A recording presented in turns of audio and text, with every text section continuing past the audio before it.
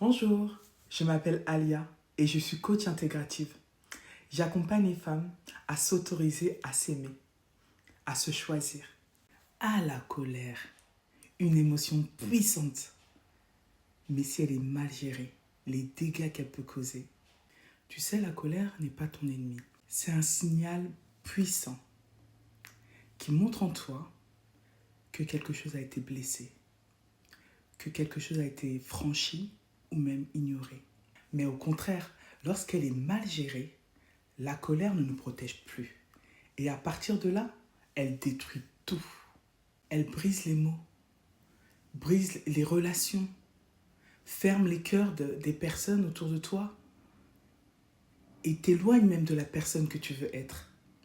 Une colère sans maîtrise, je t'assure, peut créer des regrets durables, des silences lourds, une culpabilité profonde et des blessures chez l'un et l'autre qui ne vont pas s'arrêter de saigner. Dans ta vie, la colère peut t'isoler, te fatiguer intérieurement et même obscurcir tes décisions. Dans la vie de l'autre, elle peut semer de la peur, de l'incompréhension ou le rejet.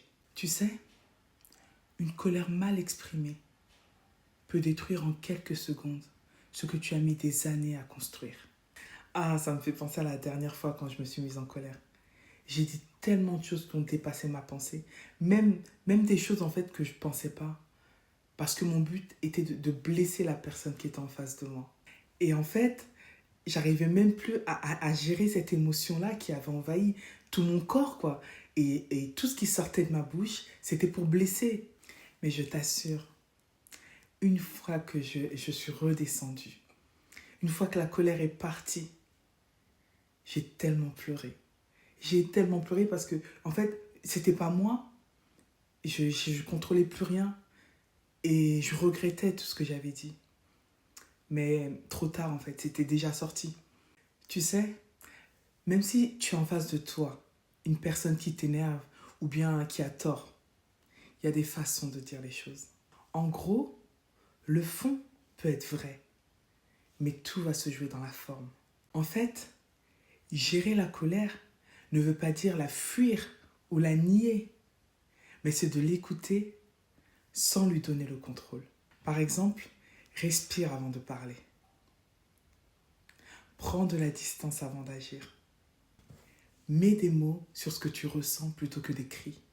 En fait, transforme l'énergie de la colère en limite saine, en clarté, en vérité posée avec respect. La vraie force n'est pas de ne jamais se mettre en colère, mais de choisir ce que l'on fait de cette colère, tout en sachant que ce choix peut changer ta vie.